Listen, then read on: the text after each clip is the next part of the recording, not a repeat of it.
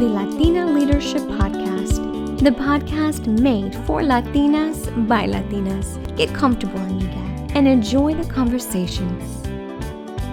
Hola, and welcome to another episode of the Latina Leadership Podcast. My name is Anjelica and I am your host for today. On today's episode, we have a remarkable interviewee here up on stage. So Dr. Gomez, if I could have you present yourself, introduce yourself to our audience on the podcast, and I have your bio, I have all your information, but nobody like the person who I'm going to interview does it best in introducing themselves. Well, buenos dias, Angelica. First of all, thank you for having me here. And wow, introduction. Where does one begin with introductions, right? So I'm a first generation Mexican-American, proud Latina, academic. I'm a daughter, I'm a wife, all those things, but I'm a psychologist as well. And I'm a bilingual clinical psychologist. There's not many of us, and I'll talk about that, but I'm also the executive director of a 104-year-old nonprofit based in Dallas, Texas, that really champions children's mental health and has been doing it for a century. And so it's my pleasure to get to lead the mission of this organization in the midst of what we're navigating, which is a youth mental health crisis. So that's my brief intro, because no one wants to hear my CV. No, we like to know. We like to know how it is that you got where you got. So here, let's start here. You're not originally from Texas, are you? I am not, but I got here as fast as I could. So I was born in the Southside of Chicago, I always say that, and raised there for most of my youth. And if you don't know much about the Southside of Chicago, I always say it's a beautiful, beautiful city with a lot of diversity, different cultures, great food. It's got a soul. I like to say it's got a heartbeat, but it's also a city that started me on my path to what I do professionally as a psychologist. I grew up in a part of town that didn't have access to a lot of great opportunities educationally, a lot of community violence, food deserts, but again, beautiful community with strong people. But I started to notice some inequities in my community and started to ask those big questions as a kid as to why is that? But I would spend summers in Texas because I had family in El Valle. So I would make my way down here. And so, yes, born and raised in the South Side of Chicago to two parents who immigrated from northern Mexico, chasing the dreams and hoping to build a future for their children and to break the cycle of poverty, which I got to tell my parents, if they listen in on this, they excelled in that.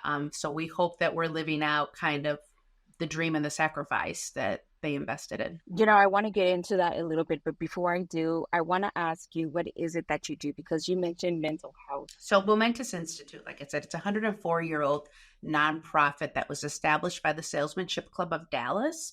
It's a group of business leaders that really wanted to help children in the community. And they started 104 years ago. How interesting is that? The field of mental health was born about 120 years ago. So I always say how innovative and to have that foresight. But what we do at Momentous Institute specifically is we provide mental health services. So traditional therapies, group therapies, integrated therapies that recognize that not all children can sit across from a therapist and tell them what's wrong with them, but they might need to play. They might need to move. They might need to play instruments. So we have about 30 to 35 clinicians when we're fully staffed that provide services to anyone. And specifically, we focus on communities that would have no access to services, so uninsured, underfunded. We're one of the last safety nets in Dallas, but now with telehealth, we can reach anyone throughout the state of Texas. So that's our oldest program. And then 40 years ago, we started our elementary school, Momentous School, which is a pre-K3 to fifth grade school that weaves in, we're going to emphasize academics, but we're also going to bring in those lessons we've learned over 100 years on mental health, or as we call it, social emotional health. And we believe that if children as young as 3 years old, all the way up to fifth grade, start learning about their brains, about their emotions, and about their body, that they're going to get really great academics, but they're also going to be well-rounded humans. Imagine that. And then lastly, we do a couple things here at Momentous. So mental health, an elementary school to test out all of those mental health kind of lessons. And then we produce a lot of training, whether it's through podcasts, through content, through our annual conference, Changing the Odds, where we train professionals that work with children or who care about children. Mm-hmm. And so it's a team of about 150 staff all in. And we work here in Dallas. We call this the laboratories, but our work is really all throughout the United States and the globe through our curriculum and our research. When we talk about mental health, a lot of the times we're talking about mental health within adults, right? The only time we ever mention some form of mental disability, it's like ADHD, ADD, which a lot of uh, young individuals, specifically young boys, actually are more diagnosed than girls, right? And so when you talk about children, and now that it's a 100-year-old institution, do you see the after effects of what they've grown up to do and be? Is it how close do you stay to those who you service? I love that question. We try to stay as close as a family is needing and as appropriate, right? And I can tell you, so I'll back up a little bit to give you an example, because sometimes it helps to, get an in vivo.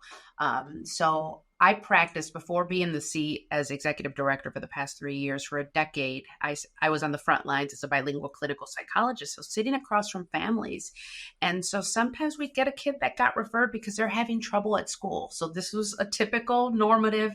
And so the parent would come in and say, hey, I'm going to bring in my 7-year-old who's having trouble learning at school. And as we sat with the familia, we started to learn, the intervention really needs to be systemic and with the family, right? Mm-hmm. And so it's not just a child. So we might provide therapy, for example. That's an example of a case. And we would follow them through the treatment. But what we know about mental health and what we don't talk about, we take our cars in for an oil change, right? Pretty frequently, Mm-hmm. when your tires start to wear out. Mental health in some ways works that way, where you might need a tune-up. So that child might come in at 7 years old, because when they hit middle school, maybe they start to struggle again, or the family has challenges once they're getting ready to graduate from high school, and they're wondering, what's college going to be like, and how do I support my child?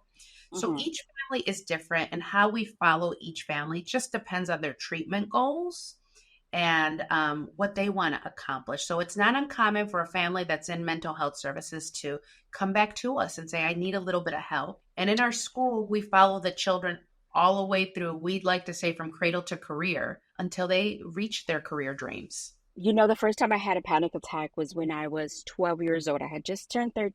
No, I was 13. I had just turned 13, and it was in December. It was the winter break, and this thought just came to me that one day I'm going to die, and that sent me into a panic. And I think, hormones didn't help either, and it was a lot. It was my first panic attack. I couldn't shake it.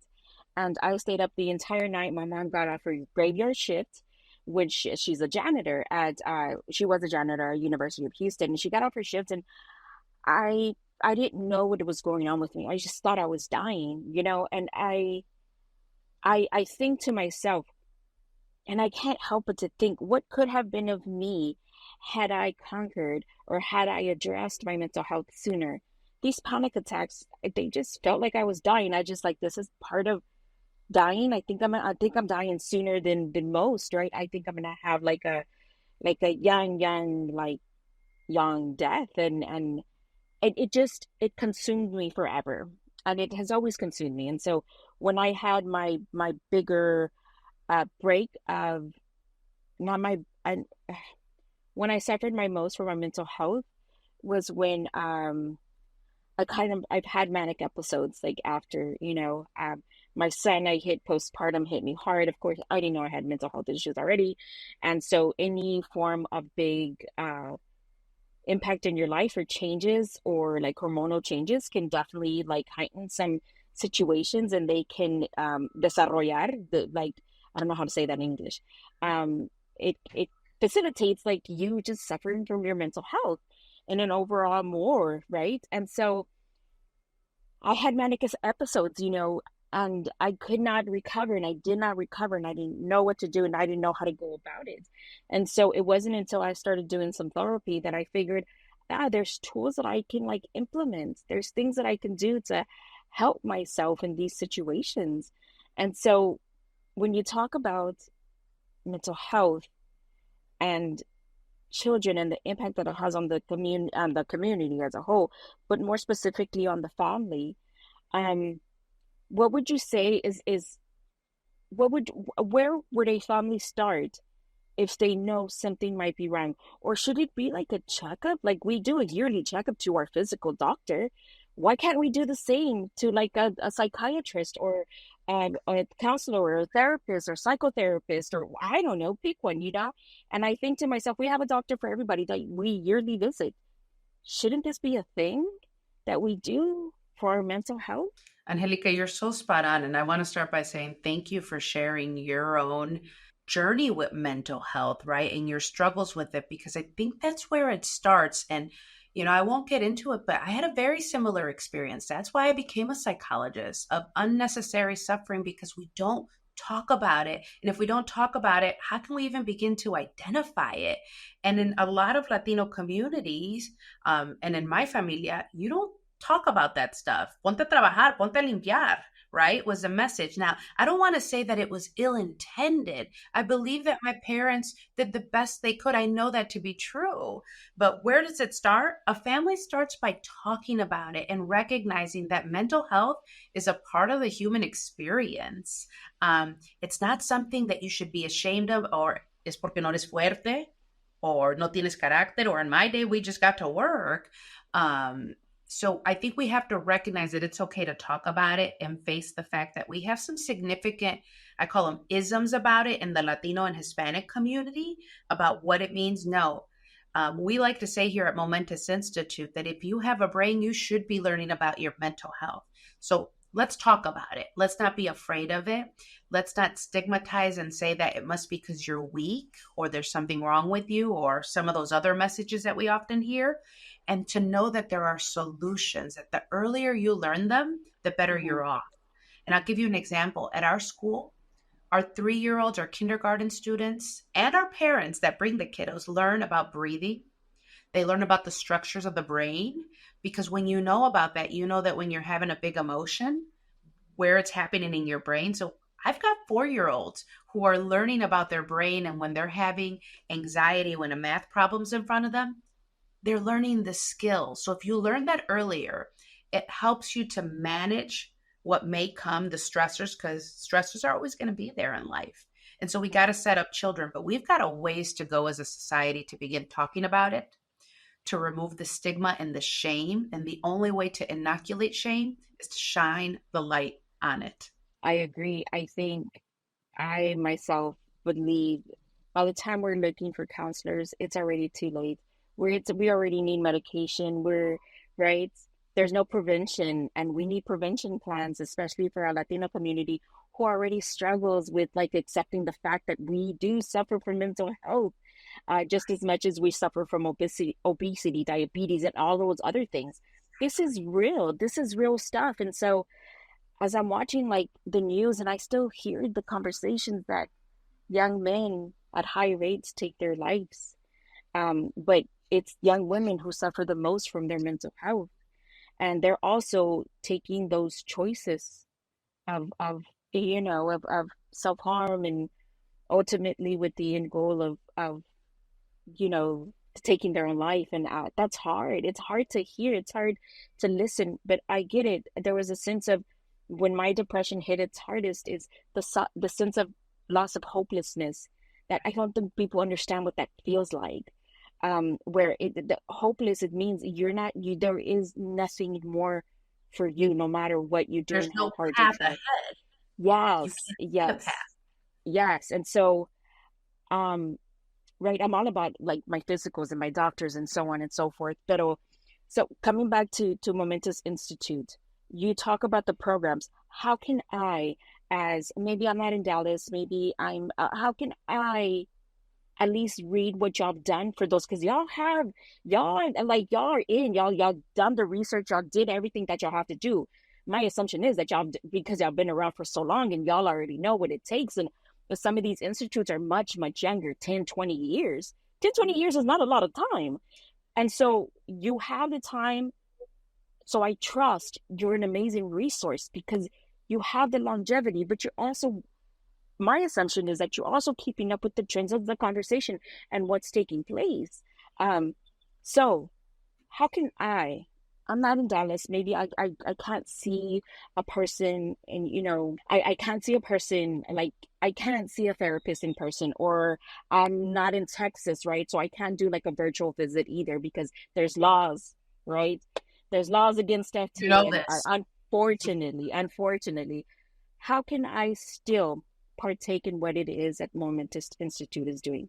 Our website, if you go to momentusinstitute.org, all of our resources are on there. And there's some, like you said, that telehealth, you can access it if you're in the state of Texas. You can access an appointment 0 to 15. There has to be a child 0 to 15 in your household. And we focus on individuals. If you're worried about, I can't afford it, sliding scale, we exist to serve those who would otherwise not have access. And all of our clinicians, diversity, their license, experience, season, more than half of them are bilingual and bicultural in Spanish and Latino culture, which is important. Our parent education classes, they don't have borders. We have families who are living in Puerto Rico and then they have a family member here in Texas, so they're all virtual. And we're very, very active on social media because we want to be where our people are at, where people are accessing. And we know that people are accessing information now, not only through podcasts, but through social media. And we try to put the information digestible, simplify it. Because some of these books we got to read, they're dense. And so what we want to do is everything is evidence-based and research-based that we do, but we make it accessible and in your language so that you can understand it. And so that's the big thing of not being scared of mental health, but making it digestible. And that's one of my personal missions, is to get out there. I'm an introvert, but I'm an extrovert when it comes to championing this message of mental health, because I made a commitment that I didn't want any other child or individual to suffer unnecessarily from what you talked about. We're losing youth. We're losing a lot of people to things that are preventable and treatable. And there is hope out there. I agree. There is hope. It's there, and I think it's hard to tell people to hold on, just wait, just hang on. It's how do you tell somebody who's floating in the middle of the ocean that somebody's coming? It's gonna take a while, and you might not see it, but it's coming. And that's hard. It's really hard when you've gotten to that stage, Angelica. And what I will say for anyone who's listening, one of the things we're not taught, and we did really good. You mentioned like with diabetes and heart disease, there were really good campaigns. What I would love for us to do is there's preventative stuff, right? I always ask any one of my clients that's coming in, no matter what age they are, how are you like nutrition? How are you eating? And I'm not talking about calorie counting, well-rounded, meal. Are you eating enough vegetables and, all of this, making sure you're eating your meals, right? And that you're getting enough nutrition. Are you moving?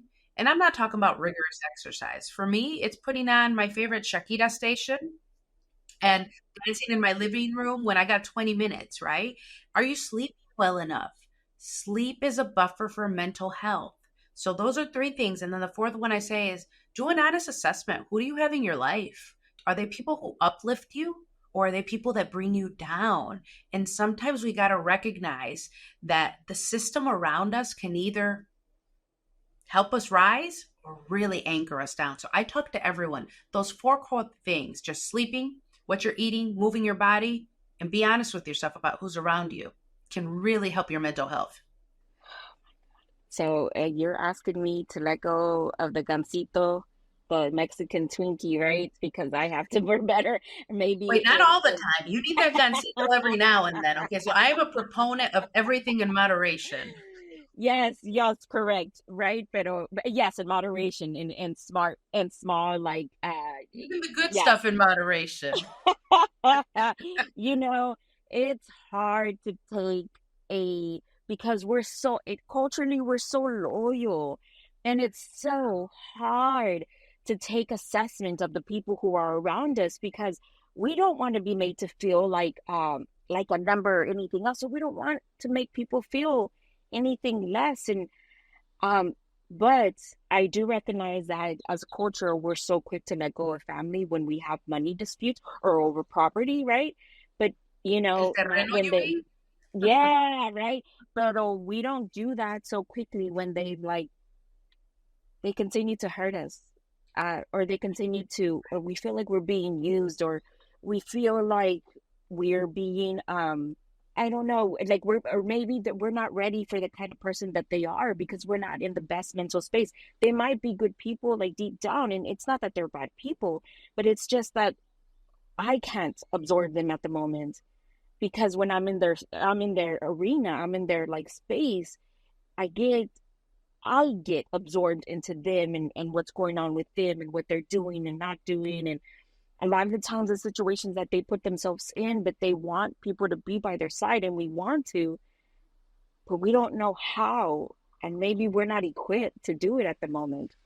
So, what would be like an assessment of your surroundings? You are speaking my love language right now, and you hit on something that's so important, I think, for many of us, and from my lived experience as a Latina of familia. And when do you set those healthy boundaries? Because familia is familia, right? And we are told the value of, I mean, familismo, there's been research done on this that proves that as a culture, that's number one, right? Um, and so, but when do you set boundaries? And I know even my own journey with my family, and it's been hard conversations with my mom of saying, yes, that might be this, my aunt, my uncle, or a cousin.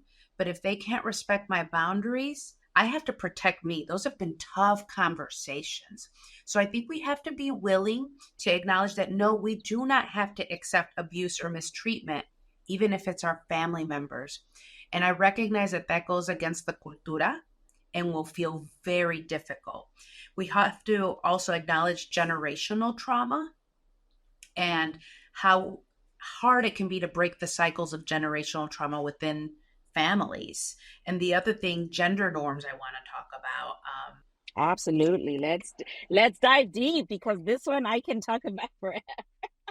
Well, and we have to, there's a beauty in it, right? Like, and I'll lean on my lived experience as a woman. There's a beauty in what our culture teaches us about being a woman in this culture, being a woman just in society.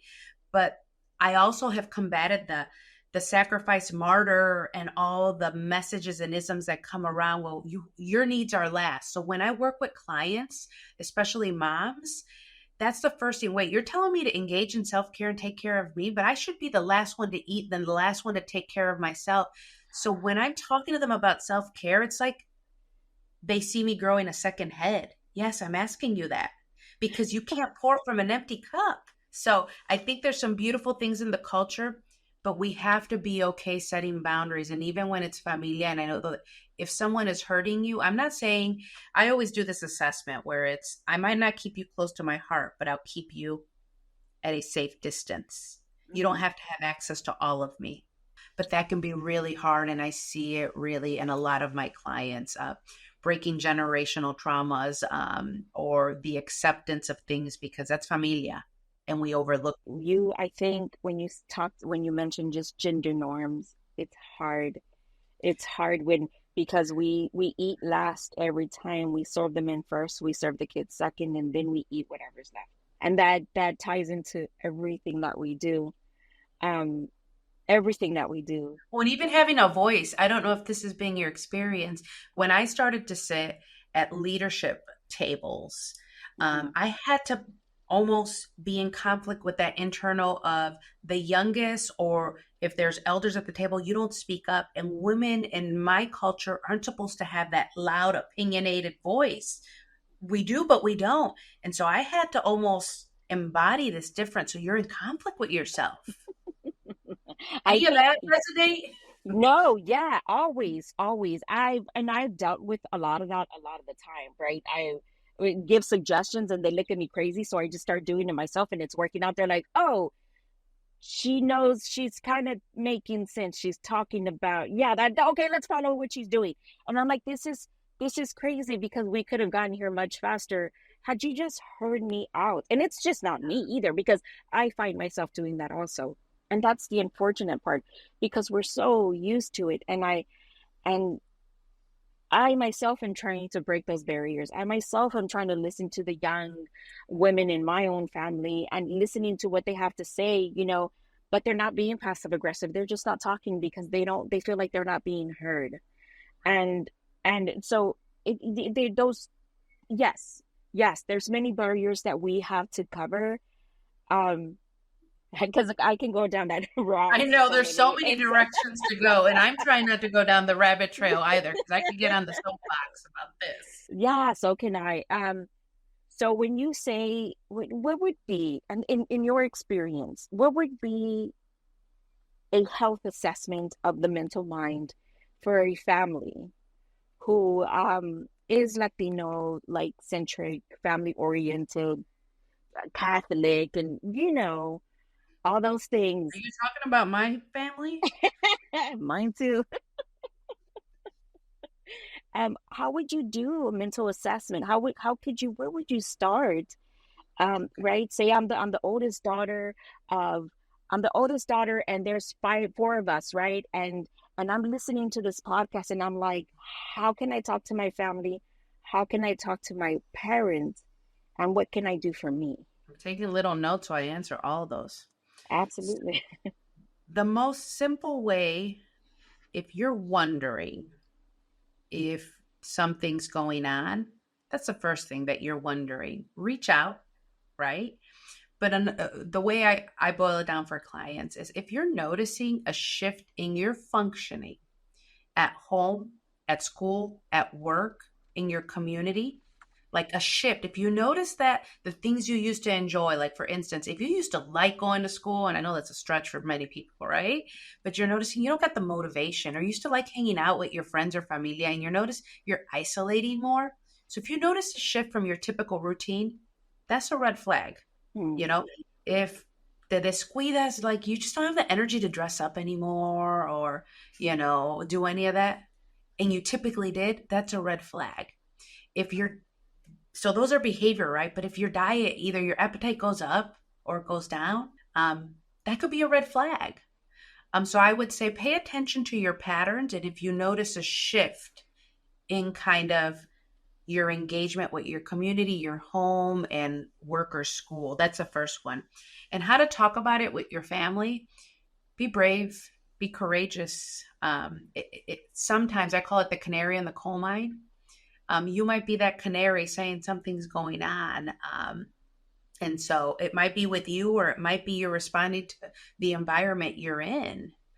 For me, it was a combination of we didn't know I was predisposed to anxiety and depression. I had a grandmother that lived with it her whole life, but didn't know how to ask for help. I had a dad but he internalized it.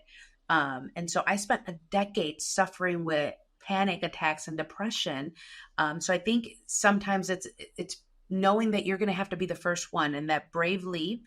It's hard. It was hard for me to ask for family therapy. And I asked for family therapy because I knew I couldn't do it on my own. I don't know where I got that wisdom from, in my late teens. I don't know if that simplifies it, but if you notice a shift, that's when. No, that's definitely, because as you're talking, I'm trying to think to myself, like, what was it that I was like, what was going on? To be quite candid and honest, what was happening was there was a death in one of the students. I was in middle school. It was one of the students that had died, like, I think, like right before, but it was like gang violence, and he was like shot in his home. And it was like a terrible story behind what had actually happened. And so, like, it just dawned on me, and so our environment definitely plays a big role in shaping who we are, and especially our mental health, right? Just the same way our habits of eating also shape like what we do. And so no, that very much definitely, like, well, and think it about feels like this. a lot like a therapy session. I'm going to be really honest. Well, and think about this. I always, everyone's like, God, you're so proud of being from Chicago. But what I'm really communicating here and saying I'm from the Southside of Chicago is that for me, the beauty of it, but the community violence, not everyone walks through life in a state of hypervigilance, right? And I didn't learn that anxiety stemmed from also, yes, I was predisposed, but I had to look out and hurry up and get to school because community violence was real for me. Or getting, abducted as my grandmother, it was real for me because it happened in my community. So just like you wouldn't plant, a plant needs the ideal conditions to thrive. Why don't we look at humans any different?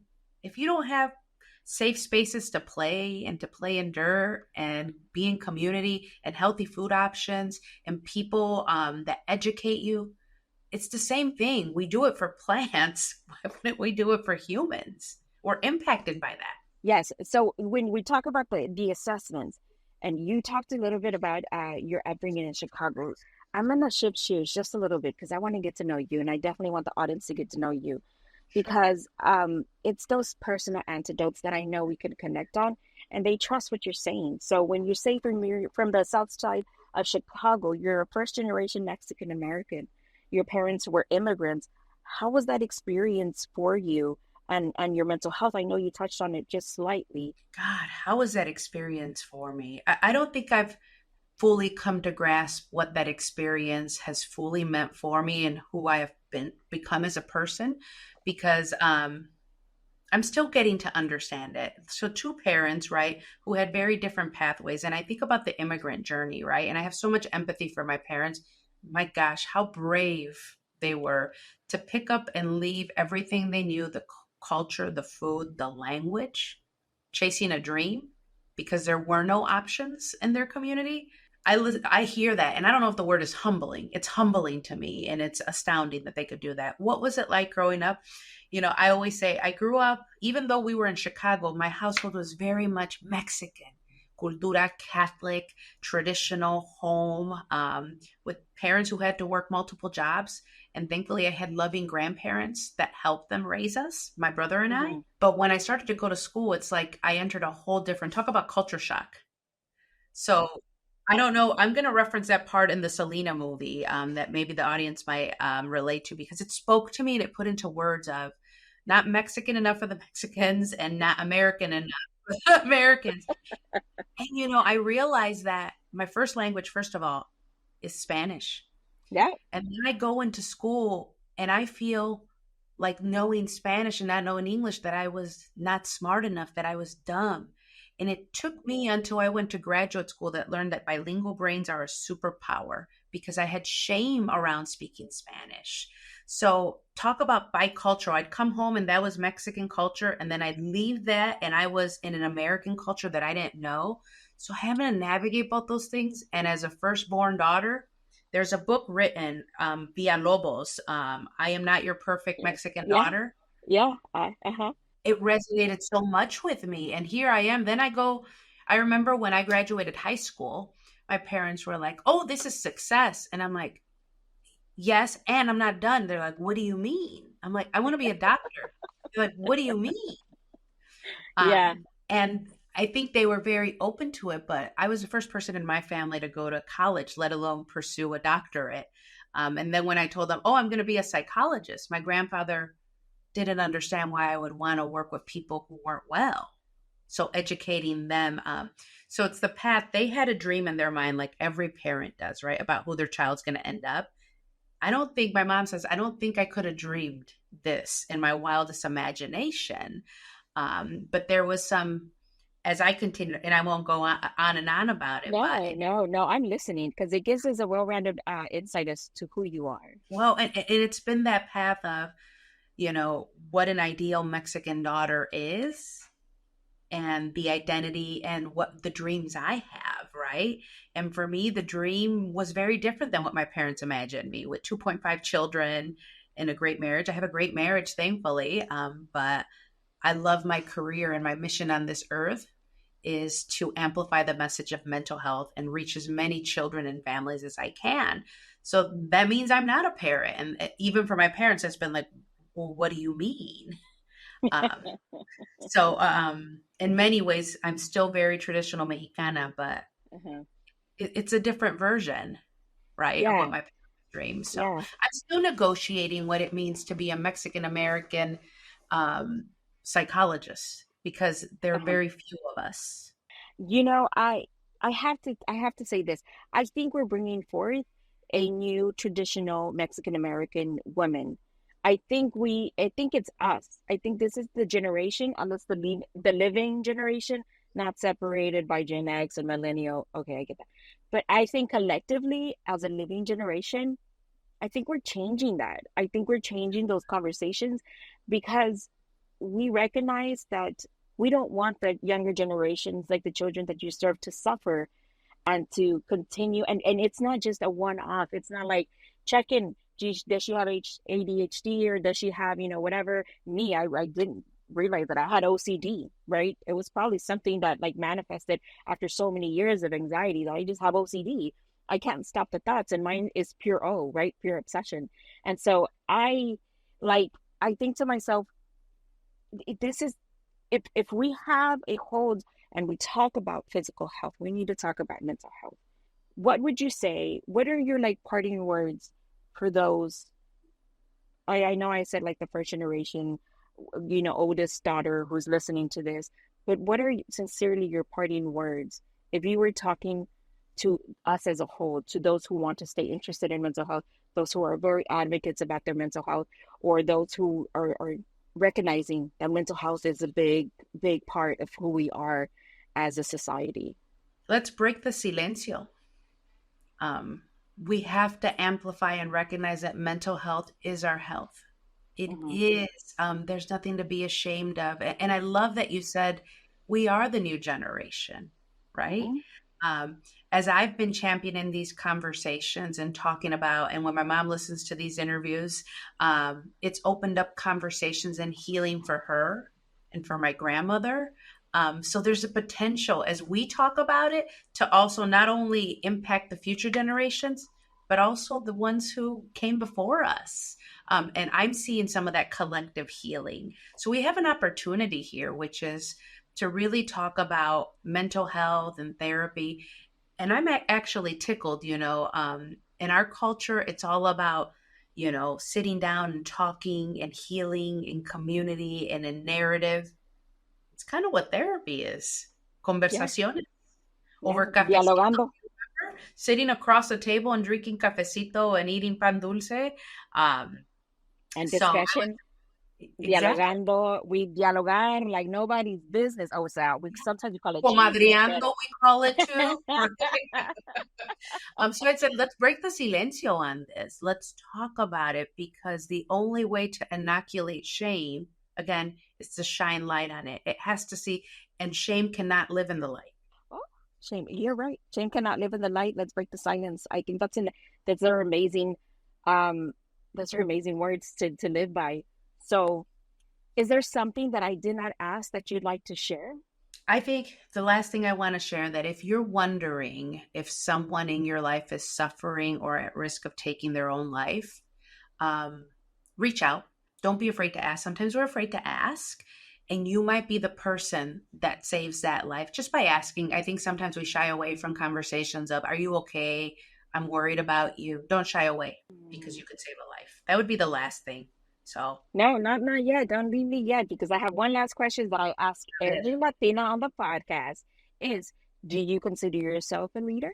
Why or why not? humbly, it's a privilege to get to lead. And leadership is taking care of others. So absolutely, because I believe I am taking care of others. That's one of the best responses I've ever gotten. Thank you. Everyone It's, thinks leadership has glory. I always say no, it's the ability to care for others. yeah, no, there's leadership roles. I'm like, I'm not taking that. Absolutely not. I have no mental capacity. Nope. You lead, I follow. I don't want to read the map. I don't, nope, nope, nope, nope, nope, nope. Well, all parts of it are necessary, right? And I was a Yes. follower for a really long time. You got to follow to know how to lead. Yes, yes, that's part of a leadership too. But I will, I say I will forever be your cheerleader. I love the football team and I love all the stuff that everybody does. Like mental health is one of my biggest places that I really sincerely believe people are making the biggest difference. Well, I'm happy that we had this conversation. I so appreciate it. And reach out anytime. Dr. Jessica Gomez, thank you so much for coming onto the podcast. I deeply, deeply thank you for continuing this conversation. I think I'm going to hit you up again, or I'll actually drive to Dallas and do these one-on-one conversations, because this right here is nice. Virtual is nice, but in person, it's different. And you know why? I'll leave you with this, the neuroscience of it. Our brains are designed to be in relationship and in proximity. They actually need to connect. And yes, this is a beautiful technology, but nothing replaces in person. And the science proves it. Absolutely. Thank you. Gracias. Thank you again for joining me on today's podcast. What did you think of the conversation? If you enjoyed what you heard, let us know in the comments. And please don't forget to like, subscribe, and share with your friends. Thank you for listening to the Latina Leadership Podcast, and we will see you next time.